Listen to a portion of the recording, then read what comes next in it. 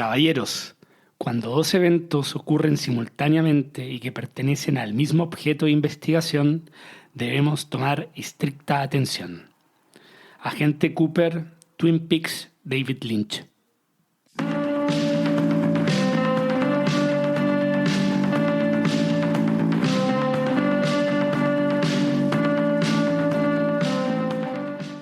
Hola caminantes, soy Nico y gracias por acompañarme en este nuevo tramo del camino.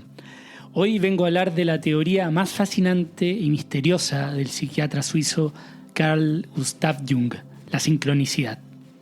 Voy a hablar de casos en que la causa y efecto desaparecen, de coincidencias entre la psiquis y el mundo físico, entre lo micro de la mente y lo macro del cosmos. Específicamente voy a hablar del ensayo Sincronicidad como principio de conexiones acausales publicado por el psiquiatra Carl Gustav Jung.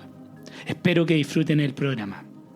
Y empezaba con esa frase del magistral personaje del Agent Cooper de Twin Peaks, porque este podcast sí está de luto con la partida de David Lynch, uno que está profundamente anclado en el mundo inconsciente, uno de los magos de nuestra época, al cual le voy a hacer un homenaje más acabado como debe ser en un próximo episodio, pero que sirve para ilustrar la coincidencia, la sincronicidad.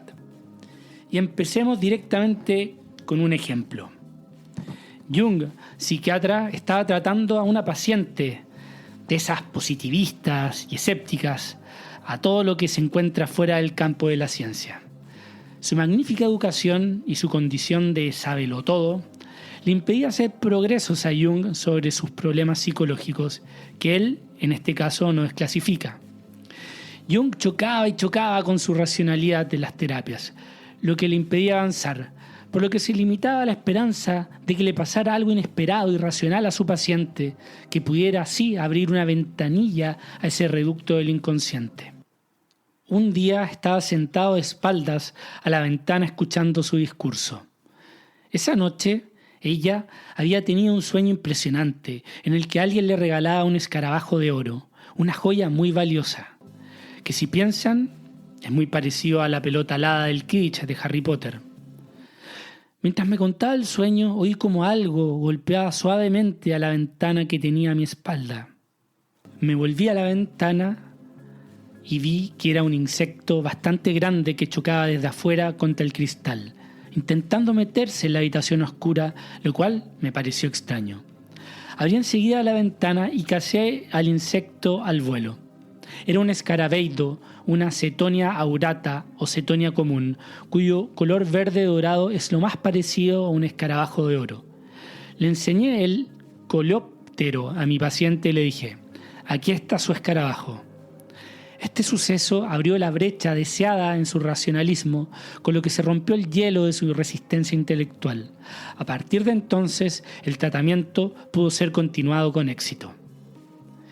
Jung, en su ensayo sobre sincronicidad, utiliza este ejemplo y varios otros para explicar que nuestra famosa regla de oro de la causa y efecto, hasta donde la conocemos al menos, en algunos casos se desmorona.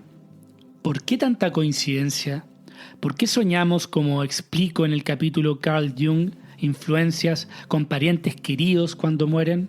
¿Por qué hay sueños que parece que nos comunican eventos que ocurrirán desde el futuro? Como le ocurre al propio Jung, con una seguidilla de sueños de inundaciones de sangre que premonizan la Primera Guerra Mundial. O asimismo, cuando el filósofo sueco Swedenborg tiene una visión sobre un gran incendio en Estocolmo, cosa que efectivamente ocurre y está documentada. Para Jung y su teoría de la sincronicidad, todos estos fenómenos se pueden clasificar en 3 categorías. Y aquí tomen atención, pero si se pierden, ya volveremos a ello a través de muchos y múltiples ejemplos. Primera categoría: coincidencia de un estado psíquico del individuo con un acontecimiento exterior simultáneo y objetivo que corresponda al estado o contenido psíquico, como por ejemplo la aparición del escarabajo, sin que entre el estado psíquico y el acontecimiento exterior se vislumbre ninguna relación causal. En este caso, El individuo es el paciente de Jung y el evento exterior, la llegada del escarabajo dorado a la sala del paciente. Todo esto de manera simultánea. Segunda categoría. Coincidencia de un estado psíquico con el correspondiente, más o menos simultáneo, acontecimiento exterior, el cual, sin embargo, tiene lugar fuera del campo perceptivo del observador, es decir, es distante en el espacio y solo puede ser verificado con posterioridad, como, por ejemplo, el incendio de Estocolmo de Swedenborg. Si bien la visión es casi simultánea con el evento, esto es solo comprobable a posteriori, ya que el individuo no se encuentra en el lugar. Tercera categoría. Cuando hay coincidencia de un estado psíquico con el correspondiente acontecimiento aún no existente, futuro, es decir, premonitorio, distante en el tiempo, que asimismo solo puede ser verificado con posterioridad. Por ejemplo, los sueños recientemente mencionados de Jung de la Primera Guerra Mundial. En los segundos y terceros fenómenos, la coincidencia es posterior y todavía no existen en el campo perceptivo del observador, sino que están en otro bloque de espacio temporal. Antes de seguir, sé que esto puede sonar a futurología barata. Es como en mi país cuando un intelectual, entre comillas, de derecha, experto en fake news, dijo que el dólar iba a superar los 1.000 pesos. Y esto finalmente se cumplió luego de varios años después de este pronóstico. O peor aún, cuando algunos astrólogos salen a final de año dando sus predicciones para el año que viene. Eventualmente, por lo vago y seguras de las predicciones, algunas se cumplen. La casualidad es el modo en que nos imaginamos el puente entre dos acontecimientos consecutivos, tipo Messi entra al área en velocidad con la pelota dominada y va a ser gol. La sincronicidad, en cambio, designa el paralelismo temporal y de sentido entre aquellos acontecimientos psíquicos y psicofísicos que nuestro conocimiento actual no ha sabido reducir a un principio común. Y aquí quiero parar porque Jung es bastante humilde y cauto. Él ve un patrón que hasta ahora, y todavía el 2025, no se ha sabido reducir a un principio común. Pero ataquemos lo del espacio-tiempo, porque el espacio-tiempo es un bloque. Y si algo capital se descubrió el siglo XX es que el tiempo es relativo. El espacio-tiempo funciona como un bloque, el cual es modificado por la materia. Hay que imaginarse el campo gravitatorio, el espacio o el bloque de espacio-tiempo como un colchón, como una tela nueva, lisa, pero que se va a curvar o a ahuecar si le depositamos una bola de bolos, por ejemplo. En ese punto más ahuecado, donde se va a sentir más el peso del bolo, o mejor dicho, el jale de la fuerza de gravedad, el tiempo pasará más rápido. Esto explica por qué el tiempo transcurre más lento en la montaña que en la costa, por ejemplo, ya que la masa afecta la curvatura del espacio-tiempo y esta jala más fuerte en la Tierra para los que están más cerca de ese eje, o sea, los costeños, que a los que están más cerca del espacio, los serranos. Lo mismo ocurre cuando hay mayor velocidad. En fin, esto lo explico mucho más detalladamente en el episodio El presente no existe. En resumen, lo que hay que entender es que el espacio-tiempo es relativo. Y esto es clave porque le da un sustento físico a esta teoría, o al menos no descarta con evidencia científica la sincronicidad, en el cual un evento percibido por un observador como Swedenborg puede ser representado, sin vinculación causal, por un acontecimiento externo como un incendio en Estocolmo. Esto, para Jung, abre la puerta a que la psiquis, o como quieran llamarla, no es localizable en el espacio-tiempo, o incluso que el propio espacio es psíquicamente relativo. Lo sé, es desconcertante, es muy loco, pero ¿por qué en la noche soñamos con cosas y personas que ya no son relevantes para nosotros, personas de la infancia, cuando en mi conciencia han dejado de ser relevantes, como si se moviera esta en otro tiempo, en otro espacio-tiempo? ¿Por qué menciono esto? ¿Para presumir? No, o tal vez un poco, sino porque Jung llega a esta teoría de la sincronicidad con Wolfgang Pauli, con esta alianza, con esta colaboración intelectual. Pauli era un físico austriaco, ganador del Premio Nobel de Física, pendenciero, arrogante y brillante. El más brillante de esa camada de oro de físicos de Europa Occidental de inicios del siglo XX. Amigo de Heisenberg también, otro Premio Nobel de Física. Es Pauli quien recomienda a Heisenberg a la Universidad de Göttingen y quien luego se pone a ayudar a través de fórmulas matemáticas de aterrizar el descubrimiento de Heisenberg de la teoría de la incertidumbre, esa que cambiaría el orden de la humanidad para siempre.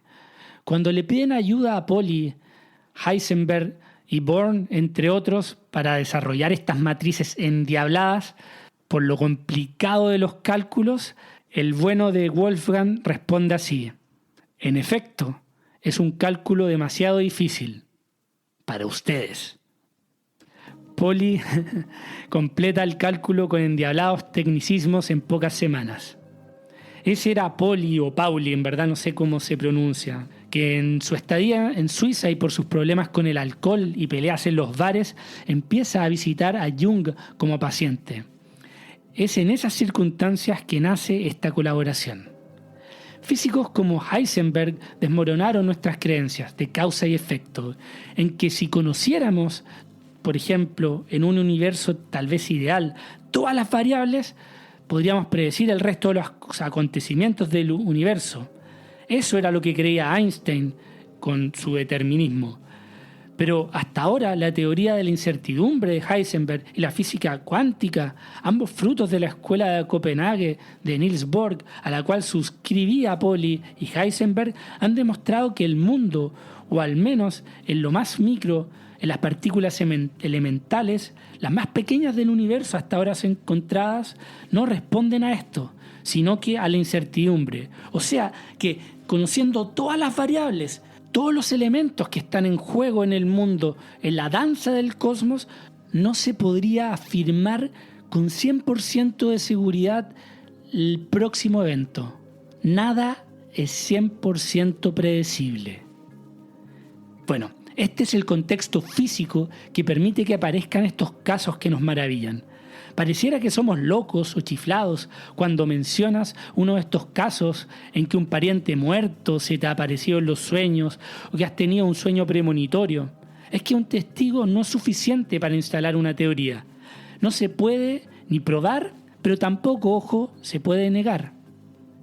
Pero si seguimos a Jung y hay eventos que salen de la causalidad, ¿se puede hablar de conexiones acausales? O sea, sin causa. Jung aquí se sirve del ejemplo de la duplicidad de los casos, que incluso puede ser triplicidad o más. En estos casos no hay ni la más remota probabilidad de una conexión causal de sucesos coincidentes. Mejor volvamos a los ejemplos. Este es uno del propio Jung. Esto ocurre entre el 1 de abril y el 2 de abril. Hoy es viernes. Tenemos pescado para comer. Alguien menciona de paso la tradición del pez de abril. A media mañana he anotado una inscripción. Todo hombre es, desde la mitad hasta abajo, pez. Por la tarde, una antigua paciente a la que no veía desde hace meses me enseña unos cuadros de peces impresionantes pintados por ella. Por la noche me muestran un bordado que representa monstruos marinos similares a peces. El 2 de abril, a primera hora de la mañana, una antigua paciente a la que hacía muchos años que no veía me cuenta un sueño en el que ella, estando de pie junto a la orilla de un lago, divisa un pez muy grande que nada directamente hacia ella y, por así decir, aterriza a sus pies. En esta época estoy investigando el símbolo histórico del pez. Solo una de las personas aquí mencionadas está al corriente de ello. Y ampliando todo lo dicho aquí por Jung, lo vuelvo a citar, quisiera mencionar que estas líneas las escribí junto a la orilla de nuestro lago. Cuando terminé esta frase, di unos cuantos pasos hacia el murete del lago y sobre él había un pez muerto de unos 30 centímetros de longitud, aparentemente ileso. A media tarde, allí no había habido ningún pez. Seguramente había sido sacado del agua por un ave rapaz o por un gato. Este era el 7º pez de la serie. ¿Coincidencias? Tal vez. Improbable, absolutamente. Sigamos con los ejemplos. Jung menciona a un escritor antiguo que recopilaba casos de objetos perdidos que luego, independiente de lo inverosímil que pudiera pasar, terminaba por encontrar a su dueño. Estamos hablando de objetos. Inicio la lectura. Este escritor menciona el caso de una madre que hizo una fotografía de su hijito de 4 años en la Selva Negra en Alemania. Llevó el carrete a revelar en Estrasburgo. A causa del estallido de la guerra, en 1914, no pudo ir a recoger el carrete y lo dio por perdido. En 1916 compró en Frankfurt un carrete para sacar una foto a su hijita que había nacido entre tanto. Durante el revelado se comprobó que la película había sido doblemente expuesta a la luz. La imagen del fondo era la foto que había sacado ella en 1914 de su hijito. El carrete antiguo, no revelado, había ido a parar de un modo u otro junto con los carretes nuevos, poniéndose así otra vez a la venta. El autor llega a la comprensible conclusión de que todos los indicios apuntan a una fuerza de atracción del interesado. Supone que el suceso ocurre como si fuera el sueño de una conciencia que nos resulta irreconocible por ser más amplia y extensa. El carrete o rollo fotográfico tuvo que viajar años y miles de kilómetros para ser encontrado por su dueña. Cuando la acumulación o serie de eventos supera lo fortuito, se podría hablar de acausalidad. Esto podría darse con números, no sé. Pero se me viene a la mente la serie de Lost, el personaje de Hurley, que tenía una fijación y obsesión con una serie de números con la que había ganado la lotería y luego eran una clave en la isla. En fin, esto se da. Bolaño también en Los Detectives Salvajes, en una de esas tantas pequeñas historias que entrelazan la metahistoria, habla de una persona que se gana 2 veces la lotería. Pero no dejan de ser de casos aislados. Jung, para salir de estos casos, busca en un experimento llamado Rine, inventado por, sí, adivinaron, por Mr. Rine, en la década de 1930, por este científico en la Universidad de Duke, en Estados Unidos, en que realiza un experimento para estudiar si las personas pueden adivinar o predecir cosas más allá del azar, lo que se conoce como percepción extrasensorial. ¿Cómo funcionaba este experimento? Rine usó cartas llamadas Zener Cards, que tienen 5 símbolos simples. Un círculo, 2 una cruz, 3 líneas onduladas, 4 un cuadrado y 5 una estrella. El experimento era simple. Persona A, digamos Antonio, miraba las cartas, barajaba las cartas o las seleccionaba al azar, sin mostrárselas a la persona B, digamos Bernardita. Luego, Bernardita intenta adivinar qué símbolo había en la carta que había elegido Antonio y se anotaban así los aciertos y se comparaban con lo que se esperaría simplemente si fuera al azar. ¿Qué descubrió Rine? Que si alguien adivinara al azar, acertaría el 20% de las veces. La probabilidad de acertar es 1 entre 5 opciones. Son meras probabilidades. Pero algunas personas parecían tener un número mayor de aciertos, como si supieran o sintieran cuál era la carta, sin ninguna explicación lógica. Jung estaba fascinado con estos resultados que salían de lo normal, porque sugerían que hay conexiones entre la mente humana o entre una persona y el universo que va más allá de la causalidad tradicional, causa-efecto. Hay que precisar que estos eran experimentos en que se hacían series de 800 tandas, o sea, se intentaba adivinar 800 veces seguidas las cartas, siempre con la misma persona. En el experimento en que participaron muchas personas se arrojó un promedio de 6,5 aciertos por cada 25 cartas, o sea, 1,5 veces mayor que el 20% en 25 tandas. Esto no tiene nada de especial, es parte de la dispersión. El experimento se modifica, se amplía en relación a la distancia y el tiempo.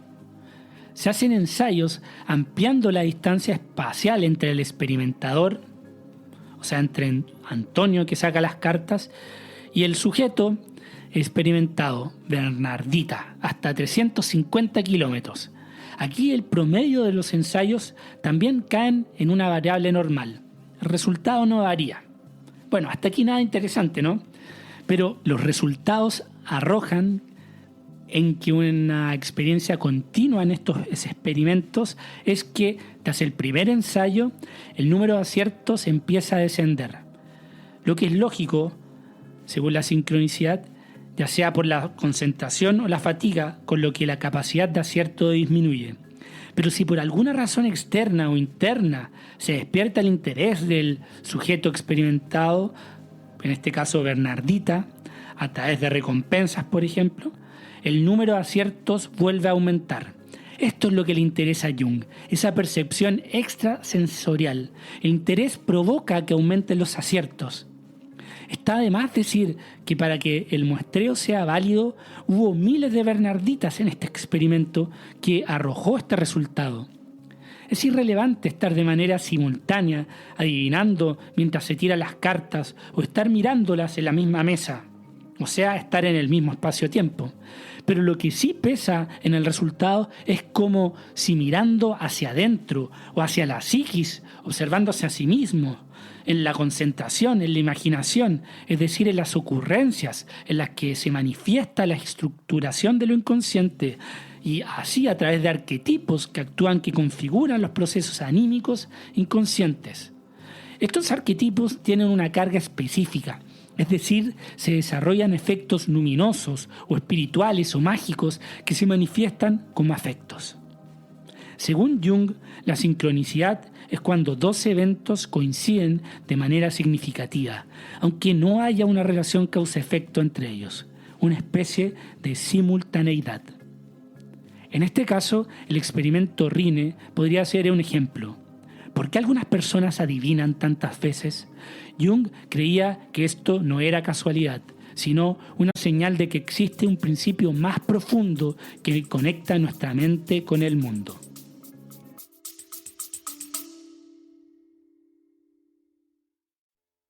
Y si te está gustando el episodio, te invito a que te suscribas a través de YouTube o Spotify haciendo clic en la campanita, que me ayuda un montón para ser encontrado más fácil a través de los motores de búsqueda. ¿Es esto prueba de la sincronicidad? No exactamente. El experimento ha sido cuestionado porque no siempre se puede repetir con los mismos resultados. Pero Jung no buscaba probar científicamente la sincronicidad, sino mostrar que nuestra experiencia del mundo incluye conexiones significativas que no siempre tienen una causa visible. Es como cuando estás pensando en un amigo al que no ves hace años y justo te llama en ese momento. ¿Casualidad? ¿O hay algo más que conecta tus pensamientos con la acción de este amigo? El experimento Rhine es una forma de explorar científicamente esa idea, que podría haber, entre comillas, algo más que conecta mentes y eventos, aunque no podamos explicarlo con las leyes tradicionales.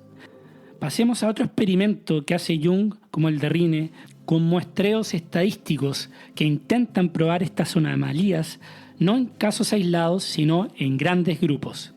¿De qué se trataba este experimento? Jung quería investigar si las relaciones entre las personas, en este caso entre esposos, tenían algún vínculo con la astrología. En astrología se cree que la posición de los planetas en el momento de nuestro nacimiento influye en quiénes somos y en nuestras relaciones. Jung pensó, ¿y si la astrología pudiera ayudarnos a entender por qué algunas parejas están conectadas de una manera especial? Y ya sé que aquí están frunciendo el ceño algunos, y antes que dejen el episodio, síganme que Jung no es astrólogo, sino que utiliza este experimento para ver solo relaciones. ¿Qué hace Jung? El estudio de las cartas natales.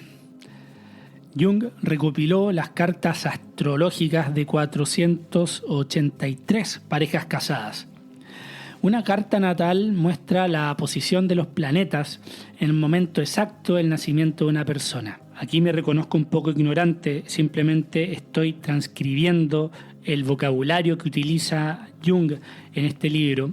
La hipótesis, según la astrología, es que ciertas posiciones de los planetas, especialmente Sol, Luna y Ascendente, son más compatibles entre sí. Jung quiso ver si estas afinidades astrológicas eran más frecuentes en las parejas reales que lo que ocurría por puro azar. En total, podían ver más de 50 conjunciones, o sea, 50 probabilidades de parejas de distintos tipos de uniones de matrimonio de posiciones de planetas. El análisis es que Jung examinó si había patrones astrológicos comunes entre las parejas, como que el sol de una persona estuviera en armonía con la luna de la otra o que los ascendentes fueran compatibles. ¿Qué encontró? Jung observó que había más coincidencias significativas en las cartas natales de las parejas de las que se esperaría simplemente por casualidad. Por ejemplo, notó que en muchas parejas el sol de una persona estaba relacionada con la luna de la otra, un aspecto considerado importante en la astrología para la armonía emocional. De hecho, era por lejos la conjunción más encontrada en la prueba, más de 2 veces y media que las otras conjunciones como Venus y Marte y la media en general. ¿Cuál es la relación de este experimento con la sincronicidad? Jung no creía que las estrellas causen los matrimonios o las relaciones, como podría sugerir una visión astrológica tradicional. Más bien, para él los patrones astrológicos eran una manifestación de la sincronicidad, o sea, dos cosas conectadas por significado, como la relación entre dos personas podrían reflejarse simbólicamente en las posiciones de los planetas en el momento de su nacimiento. Y no es una cuestión de causa y efecto, sino de conexiones significativas entre lo interno, lo psicológico y lo externo astrológico. Volvemos a los estados psíquicos con lo macro, en este caso lo astrológico, posiciones de planetas. ¿Es esto una prueba de la sincronicidad? No, no necesariamente. La astrología no es una ciencia en el sentido tradicional y los resultados de Jung no fueron concluyentes. Sin embargo, para el psiquiatra, lo importante no era probar la astrología, sino explorar cómo las conexiones significativas, como las relaciones humanas, los matrimonios, podrían estar reflejados en el universo. Para aterrizarlo a lo terrenal, imagina que conoces a alguien y desde el principio sientes una conexión especial, como si estuvieras hecho el uno para el otro. Ya se lo cursi, pero bueno. Jung sugeriría que esa conexión no solo es psicológica, sino que podría estar simbolizada en el cosmos, como si el universo participara en el encuentro, en la danza espacial entre estas dos personas. Independiente si crees o no en la astrología, efectivamente este resultado arroja que hay una correlación entre la unión de personas en matrimonios con la posición de los planetas. Ok, salgamos ahora de estos experimentos de matrimonio y más globales y vámonos a un lado más oscuro, a casos de la muerte. Y empecemos con este de una paciente de Jung. La mujer de un paciente mío de 50 y tantos años me contó una vez en una conversación coloquial que cuando murieron su madre y su abuela se congregó ante las ventanas de la habitación de las fallecidas un gran número de pájaros, cosa que yo ya había oído contar más de una vez a otras personas. Cuando el tratamiento de su marido estaba a punto de concluir porque había desaparecido la neurosis, le aparecieron unos síntomas leves que yo atribuí a una afección cardíaca. Le remití a un especialista que tras el primer examen clínico me comunicó por escrito que no le había encontrado nada que fuera motivo de preocupación. Cuando mi paciente regresaba a casa tras esta consulta y con el informe médico en el bolsillo, se desplomó de repente en plena calle. Cuando lo llevaron a casa moribundo, su mujer ya estaba inquieta y asustada porque al poco rato de haber marchado, su marido al médico se había posado en su casa una bandada entera de pájaros. Como es natural, inmediatamente recordó los similares sucesos que habían tenido lugar a la muerte de sus parientes y se temió lo peor. Tenemos aquí la aparición de estos pájaros fúnebres, arquetipos de la muerte. Tanto en este caso como el de el escarabajo, los cambios de actitud esenciales suponen renovaciones psíquicas que casi por regla general van acompañadas de símbolos de renacimiento en los sueños y en las fantasías o en visiones. Estos casos de coincidencia de sentido parecen apoyarse en una base arquetípica. La experiencia psicológica tropieza continuamente con tales casos en los que la aparición de paralelismos simbólicos no pueden explicarse sin la hipótesis de lo inconsciente colectivo. Estos casos de coincidencia de sentido, como mencionaba en el caso del experimento Rine, parecen apoyarse en una base arquetípica, y es cuando hay mayor interés, hay mayor manifestación, o sea, se deduce que el factor emocional desempeña un papel significativo. La sincronicidad supone la simultaneidad de determinado estado psíquico con uno o varios sucesos externos cuyo sentido parece paralelo al estado subjetivo, momentáneo o viceversa. Sigamos con algunos ejemplos relacionados con la muerte, casos que también vimos en el episodio Influencias, si es que quieren ahondar en aquello. Es como si el inconsciente comunicara o presintiera algo con esto. Un conocido mío ve y experimenta en el sueño la repentina y violenta muerte de su amigo, con detalles característicos. El soñante se encuentra en Europa y su amigo en América. A la mañana siguiente, un telegrama confirma la muerte y al cabo de unos días, una carta confirma los detalles. De la comparación entre el horario europeo y el americano resulta que la muerte había tenido lugar como mínimo 1 hora antes del sueño. El soñante se había acostado tarde y no se había dormido hasta las 1. El sueño se produjo a las 2 de la mañana. La experiencia del sueño es no sincrónica con la muerte. Experiencias de este tipo ocurren a menudo antes o después del acontecimiento crítico. Es lo que me pasó a mí, lo que hablo en el episodio Influencias con mi abuela. Sigamos con otro ejemplo que le ocurre a otro paciente de Jung en la primavera de 1902 mientras tomaba parte en la guerra anglo-bóer. Le parecía que estaba en una montaña volcánica. Era una isla con la que ya había soñado otras veces y de la que sabía que corría un inminente peligro de una erupción volcánica catastrófica, como Krakatoa. Muerto de miedo, quiso salvar a los 4.000 habitantes de la isla. Desde una isla cercana, intentó que las autoridades francesas movilizaran inmediatamente todos los barcos disponibles para emprender una acción de rescate. Aquí, el sueño, a través del motivo de las prisas, el ajetreo y el no llegar, empezó a convertirse en una pesadilla típica, durante la cual el soñante repetía continuamente la frase: «Van a morir 4.000 personas si no». Al cabo de unos días, Dunn, el soñante, recibió ante el correo un número de El Daily Telegraph y su mirada recayó en la siguiente noticia: desastre volcánico en Martinica, que es una colonia francesa, por un volcán en erupción.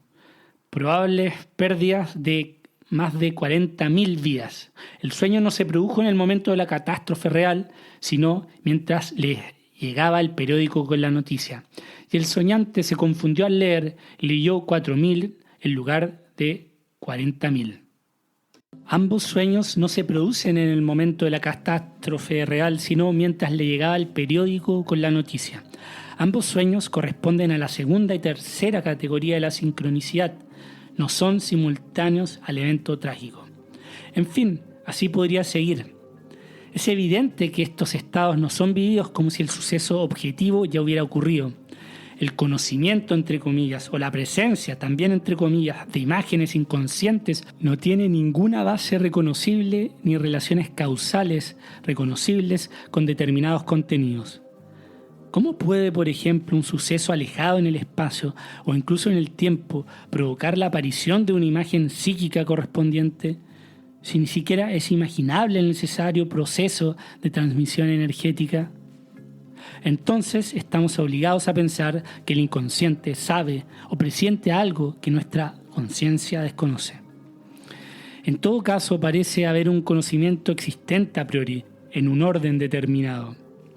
Primero, una imagen inconsciente accede directamente o indirectamente, simbolizada o insinuada como con los pájaros, a la conciencia como sueño, ocurrencia o presentimiento. Segundo, con este contenido ya hecho consciente, coincide una situación objetiva vivenciada. Como vemos, volvemos al inconsciente colectivo. Los métodos mánticos o de adivinación deben esencialmente su eficacia a la misma relación con la emocionalidad, a base de entrar en contacto con una predisposición inconsciente que provoca interés, curiosidad, expectativa, esperanza y temor, y con ello la correspondiente preponderancia de lo inconsciente. Las potencias, los gatilladores de lo inconsciente son los arquetipos, que son manifestaciones del inconsciente colectivo, como pasaba con el caso del escarabajo y de los pájaros negros. Y este inconsciente colectivo no podemos localizarlo en uno u otro individuo en su totalidad. Lo encontramos en todas partes. De lo que parece suceder en lo inconsciente colectivo manifestado en un individuo aislado a través de arquetipos, nunca se puede decir con seguridad si sucederá también en otros individuos o en otras situaciones. Aquí volvemos a la visión de Swedenborg del incendio en Estocolmo. Pareciera que algunos individuos tienen un umbral más bajo de conciencia que les permite ceder al conocimiento absoluto. De ahí vienen las visiones, las imágenes en los sueños. Fellini decía modestamente que su psiquiatra le había dicho que él era uno de ellos, lo cual le permitía acceder a esas imágenes. David Lynch seguramente era otro de ellos. Que en paz descanse. ¡Qué hora! ¡Qué hora! Y ese conocimiento se encuentra en un continuum espacio-temporal, en que el espacio ya no es espacio y el tiempo ya no es tiempo. Esto no es inventar nada, sino estirar la teoría de la relatividad en la física en el ámbito de la psiquis. No es nada nuevo tampoco.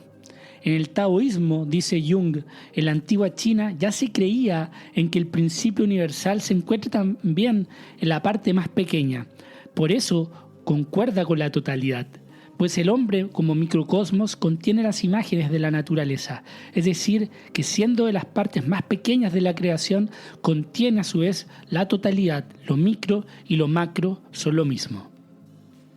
Y la idea de que el microcosmo, o sea nosotros, posiblemente otros animales o criaturas o cosas que contienen las imágenes de toda criatura, representan lo inconsciente colectivo, es ese espíritu que todo lo penetra, es decir, que da forma a todo, según Agripa de Nettesheim, un filósofo ocultista alemán que cita Jung. Esta correspondencia, por así decirlo, entre lo exterior con lo interior, entre lo físico con lo psíquico, tenía espacio hasta inicios del siglo XIX, cuando los principios de causalidad, las reglas de la mecánica de la física newtoniana, infalibles, que permitieron erigir la sociedad moderna, construir las máquinas de vapor, erigir los edificios, fabricar aviones, demostraban ser infalibles. Pero eso cambia cuando se descubre que esas reglas no se cumplen en el mundo micro, en el mundo cuántico. Jung y Pauli retoman esa tradición del mundo mágico, entre comillas, que había sido abandonada. Vuelven a abrir ese altillo empolvado por los avances de la ciencia positivista y deterministas de siglos y siglos que se había tomado toda nuestra casa. Es esa la sincronicidad. Y no es que el cocodrilo que atrapa a un hombre mientras se está bañando en un río sea enviado por un brujo. Por supuesto que en una etapa primitiva esto sí parecía el caso, como una causalidad mágica. Pero lo que fascina, al menos a mí, de la sincronicidad es que presupone un sentido a priori en relación con la conciencia humana que parece existir fuera del hombre. Y después de todo, ¿hemos podido responder dónde comienza la conciencia?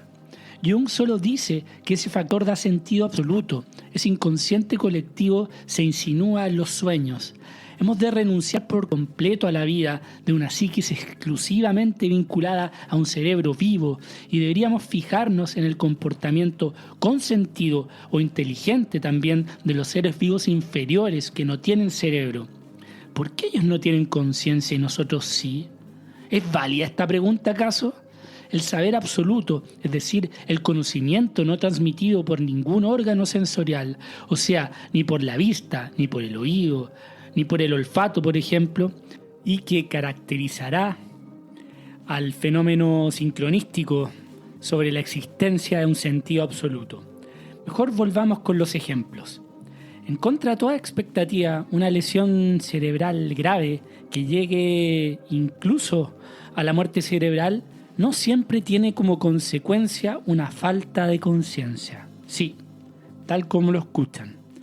Y esto, sí, lo dice Jung en los años 50, pero también es observable y hay casos, como lo dice el psiquiatra Christophe Faure del 2025, en que menciona casos de personas con muerte cerebral absoluta, que a pocos minutos de fallecer, increíblemente en contra de toda la ciencia de la causa y efecto, se despiertan y pueden tener unas últimas palabras, por lo general muy serenas y tranquilas, solo para luego morir en tranquilidad. Jung menciona que en estos estados de cercanía a la muerte, el lesionado por lo general cree sentirse elevarse en el aire la postura en la que estaba en el momento de la lesión. Quien estaba de pie se eleva de pie, quien estaba tumbado se eleva tumbado y quien estaba sentado se eleva sentado y así. La sensación de gravedad desaparece y siempre durante este estado de levitación el estado de ánimo es casi siempre eufórico, de entusiasmo, solemne, bello, dichoso, relajado, feliz, lleno de expectación, excitado. Son las expresiones que recopila Jung de pacientes y de estudio que luego el psiquiatra Faure, el francés, confirma 70 años después con la tecnología de hoy. Y no es que sea un caso aislado, sino que hay miles de testimonios que ya forman base de datos sobre personas cercanas a una inminente muerte. Algo parecido ocurre con los desmayos profundos provocados por otras causas. Jung nos da un ejemplo de su propia experiencia médica de una paciente suya que luego de un parto extremo de 30 horas con desgarros y anestesias incluidas, al ser preguntada luego de parir por la enfermera de si deseaba alguna cosa antes de su cena, ella intenta responder pero no puede. Tenía la sensación de que me hundía a través de la cama hacia un vacío sin fondo. Aún le dio tiempo para notar cómo la enfermera corría hacia su cama y le cogía la mano para tomarle el pulso, y que por el modo en cómo se movía la enfermera parecía que ella ya no tenía pulso, me refiero. Todo lo observaba sin miedo, casi con risa. Eso fue lo último que recordaría antes de que pasara un tiempo indeterminado. Lo siguiente era que ella, sin sentir su cuerpo ni la posición del mismo, miraba hacia abajo desde un punto del techo de la habitación. Y dándose cuenta de todo lo que pasaba en la habitación, se vio a sí misma tumbada en la cama, blanca como la tiza y con los ojos cerrados. Y con el médico nervioso moviéndose de un lado a otro. Sus familiares entraron por la puerta y se asustaron. Ella pensaba que era una tontería tanta preocupación, que pronto se recuperaría. Pero a todo esto presentía que a espalda suya había un paisaje precioso, similar a un parque de un colorido muy vivo, donde destacaba una ladera en una pradera de un verde esmeralda con una hierba muy corta que daba acceso al fondo a una verja por la que se podía entrar en el parque. Era primavera y la hierba estaba cuajada de flores como nunca antes había visto. El paisaje estaba bañado por los rayos del sol y todos los colores tenían un brillo indescriptible. La ladera estaba flanqueada a ambos lados por unos árboles de color verde oscuro. Le daba la sensación de que la pradera era un claro en medio de una selva virgen jamás pisada por el hombre. Yo sabía que aquí estaba la entrada al otro mundo y que si me daba la vuelta para mirarlo directamente me sentiría tentada a atravesar la verja y salir de la vida. Ella en realidad no logró ver ese paisaje, pero sabía que estaba ahí. Sentía que nada le impediría cruzar esa verja. pero al mismo tiempo sabía que iba a recuperar su cuerpo y no iba a morir. Por eso el nerviosismo del médico y la preocupación de su familia parecían estúpidos y superfluos. Lo siguiente que pasó es que se despertó del desmayo en la cama y vio a la enfermera inclinada sobre ella. Al cabo de unas 15 horas recuperó la fuerza y le reclamó que el médico era un histérico e un incompetente. A lo que la enfermera le dijo que su comentario no tenía sentido, que ella había estado inconsciente todo ese tiempo y que por lo tanto no había podido enterarse de nada. Pero cuando la paciente, le contó con lujos y detalles cómo había reaccionado el médico, la enfermera se vio obligada a reconocer que la paciente había percibido los hechos tal y como sucedieron. Pese a haber padecido un genuino colapso cardíaco con un síncope causado por una anemia cerebral, como indicaban las máquinas y los signos externos. El ejemplo anterior, más los casos generales que mencionaba de levitación, en casos cercanos a la muerte, nos infieren un cambio de la localización de la conciencia, de una especie de separación del cuerpo, de la corteza cerebral o del cerebro, donde se presupone que se asienta el fenómeno de la conciencia. Es decir, se tratan de acontecimientos que no guardan ninguna relación causal con los procesos orgánicos.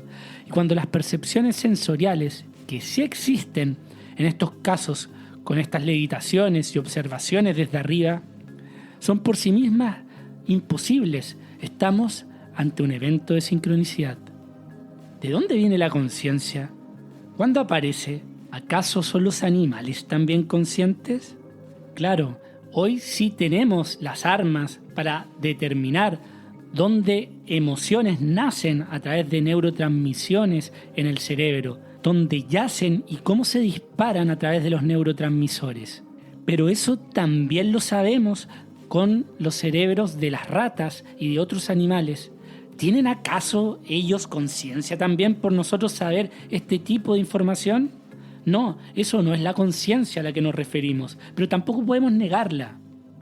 Aún no lo sabemos. Cuando hablamos de sincronicidad no estamos tratando desde un punto de vista filosófico, sino de un concepto empírico, observable, que postula un principio necesario para el conocimiento. Jung postula que así como existe el espacio, el tiempo y la causalidad, que es la clásica triada imagen física del mundo, se tendría que ampliar esta a una tétrada, o sea, 4 coordenadas. Jung apoya este punto, ya que con el descubrimiento de Einstein de la relatividad entra el tiempo como 4ª dimensión en la física moderna, lo que tiene consecuencias en el postulado de un espacio temporal continuo, como el flujo del río. No, esta nueva imagen del mundo de una irrepresentabilidad es desconcertante. Este postulado es apoyado por los postulados de la física moderna y por los de la psicología, remata Jung. El descubrimiento de la discontinuidad en las partículas elementales, conceptos que toco más en detalle en el episodio El paso del tiempo, ha terminado con la hegemonía universal de la causalidad. Vivimos en un mundo de incertidumbre, de probabilidades, no de certezas, y la sincronicidad no es más enigmática o misteriosa que las discontinuidades de la física o la ley de la incertidumbre también de la física. Y naturalmente hay que evitar interpretar todo acontecimiento de causa desconocida como acausal. Nos queda mucho por progresar, pero cuanto más se acumulan y mayor y más exacta es la correspondencia entre lo psíquico y lo físico, más desciende su probabilidad y más aumenta su carácter impensable. Es decir, que entonces no pueden ser simples causalidades. Esa falta de explicación no se debe a que la causa sea desconocida, sino que con nuestros medios intelectuales de hoy no son pensables, no es comprobable. Por estas razones es necesario introducir junto al espacio, el tiempo y a la causalidad una otra categoría que no solo concibe los fenómenos de sincronicidad como una clase especial de sucesos naturales, sino que también conciba lo contingente por un lado como algo universal y existente desde siempre, y como la suma de numerosos actos de creación individuales en el tiempo.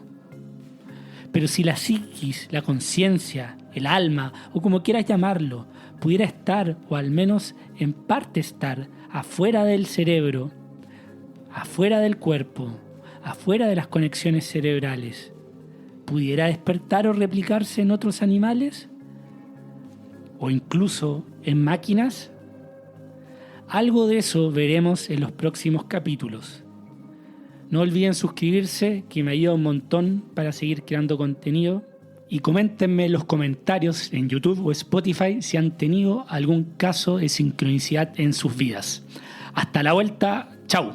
La sincronicidad es una realidad siempre presente para aquellos que se permiten abrir los ojos para ver. Carl Jung.